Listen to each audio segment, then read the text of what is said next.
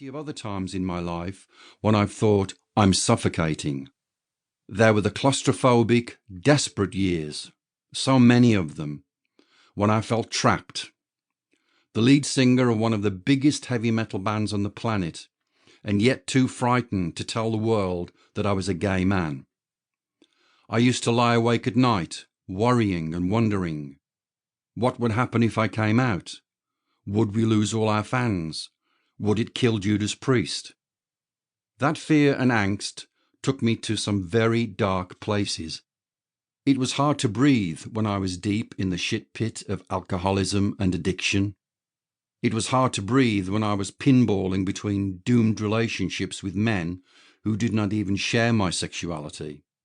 And it was hardest of all the day that a troubled lover hugged me goodbye minutes before he put a gun to his head and pulled the trigger. When you are suffocating, that is how you are going to end up if you're not careful. And I almost did. My self-destructive lifestyle nearly killed me. I even tried to do it myself. Yet, I survived. I came out the other side. I took a deep breath, and I got over the bridge and across the cut. Today, I am clean, sober, in love, happy, and fearless.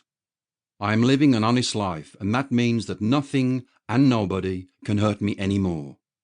I'm a rock version of an early, very secret hero of mine, Quentin Crisp, who appears later in this tale. I am the stately homo of heavy metal. I thought of the perfect title for this memoir, Confess. It could not be more appropriate. Because, believe me, this venal priest has sinned, and sinned again. But now it is time to confess those sins, and maybe even get your blessing. So, let us pray. Confess is the story of how I learned to breathe again. Chapter 1. Speed Bonny Boat. In the beginning was the Beechdale estate, and it was good. At the end of the Second World War, the British people thanked Winston Churchill for his efforts by dumping him out on his arse and electing a Labour government. This administration quickly set about a major socialist programme of building hundreds of thousands of publicly owned new homes to offset the post-war housing shortage. Under the Prime Minister, Clement Attlee, and the Housing Minister, Aneurin Bevan, new council estates sprang up all over the country to replace the homes that had been bombed to bits during the war, and to give Britain's working-class families somewhere to live. And typical of these developments was the Gypsy Lane estate in Walsall, which soon got renamed the Beechdale.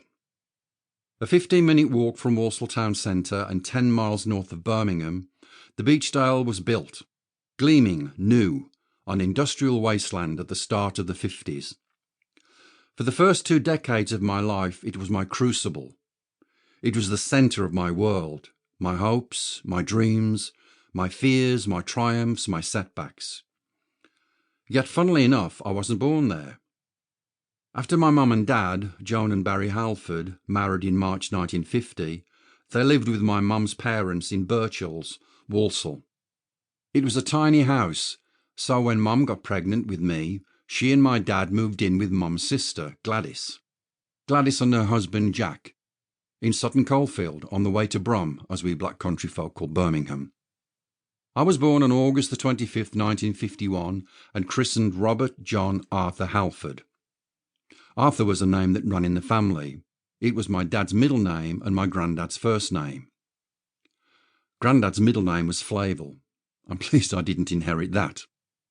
My sister Sue arrived a year later, and my parents were given a council house in Lichfield Road, Walsall. Then, in 1953, my family settled at 38 Kelvin Road on the Beechdale estate. The Beechdale sturdy red brick terraced and semi-detached houses were basic, as British council houses tend to be, but, like a lot of the Bevan-era dwellings, there was a kind of idealism behind them. They were bigger than the minimum size that was stipulated in government legislation, and even had their own front and back gardens. Walsall Council doubtless...